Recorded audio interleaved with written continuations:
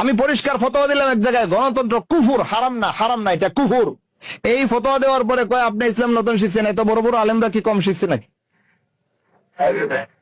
বলে কি বলে না ভাই? এটা আলোচ্য বিষয় না, এটা উদাহরণ দিয়েছি। এক আলোচনায় আমি বলেছি গণতন্ত্র হারাম না, হারাম না, হারাম না।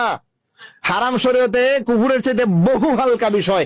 হারাম করলে তাওবা কবুল, যে কোনো হারাম কাজ করেন তাওবা করবেন, আল্লাহ আল্লাহ গুনাহ মাফ করার আশ্বাস দিয়েছেন, দিচ্ছেন না দেন নাই? কুফুর করলে তাওবাই মাফ হয় না? ইমান নবায়ন ছাড়া পথ নাই। কোথায় কুফুর, কোথায় হারাম? কি রে কি বানাইছেন রে ভাই? গণতন্ত্র যে একটা শিরোনামের ভিতরে হাজারটা কুফুরের আড্ডা রয়েছে, ওই হাজারটা কুফুরের একটা বেশ্যা জননী গণতন্ত্রকে আপনি বলে দিলেন হারাম। কুফুরের পর্যায় থেকে হারামের শিথিল পর্যায়ে নামায় নিয়ে আসছেন। এবার হালাল করার দরজা খুলে গেছে। কিভাবে? বেকায়দায় পড়লে হারাম কাজ অনেক সময় হালাল হয়ে যায়। এক ব্যক্তি বনে জঙ্গলে সফরে গেছে, রাস্তা ভুলে গেছে, সাথে অনেকগুলো খাবার ছিল, ঘুরতে ঘুরতে রাস্তা পায় না, খাবার খায়া শেষ। এবার শুকরের মাংস ছাড়া আর কিছু খাবার নাই, হারাম জিনিস, বেকায়দায় পড়ছে, হালাল হয়ে গেছে। ওইটার সাথে পাঙ্গা নিয়া গণতন্ত্র হালাল। প্রথমে আগে হারাম বানাইছে, বানায়া শিথিল করছে, শিথিল করার পরে হালাল বানানোর দরজা খুলছে। ভণ্ডামি আর বাটপারের সীমানা থাকা দরকার। আল্লাহর সাথে এত ভণ্ডামি কেন?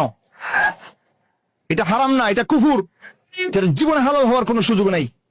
কিন্তু আমি এক জায়গায় বলে দিলাম, বলার পরে আমাকে কয়েকজন এসে কইল, হুজুর আপনি আপনি একজন নবীন আলেম, আপনি গণতন্ত্র বেশি বুঝছেন, আপনি যাদের কাছে পড়ছেন তারা তো এগুলো কয় নাই। আচ্ছা ভাই, ইসলাম কি ব্যক্তি দিয়া না দলিল দিয়া? আল্লাহ কি বলেছেন? ইদা কিলা লাহুম তাআলাউ ইলাল আকাবির, হাফেজ সাহেব আছেন তো? ইদা কিলা লাহুম তাআলাউ ইলাল বুজুরগান, কি বলেছেন আল্লাহ?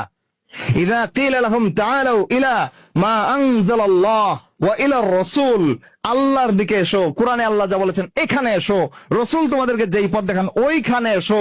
তারা আকাবের বুজুর্গ ব্যক্তির দোহাই দেয়।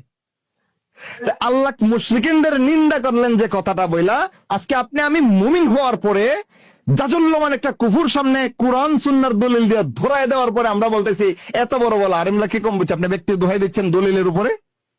মুশরিকিনদের স্বভাব দলিলের উপরে ব্যক্তির দোহাই, মুশরিকিনদের, কাট্টা মুশরিকিনদের স্বভাব, কোন মুমিনের স্বভাব না এটা।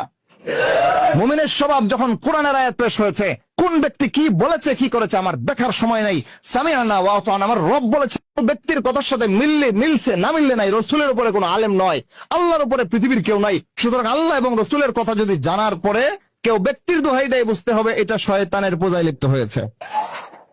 সুতরাং কোরআন সুন্নাহর ফতোয়া দেওয়ার পরে আকাবের বুজুর্গ উলামায়ে কেরামের দোহাই দেওয়ার সুযোগ আছে। যদি কেউ দেখায় তাইলে সে আসলে মুমিনের পথে চলছে না মক্কার মুশরিকিনদের পথে।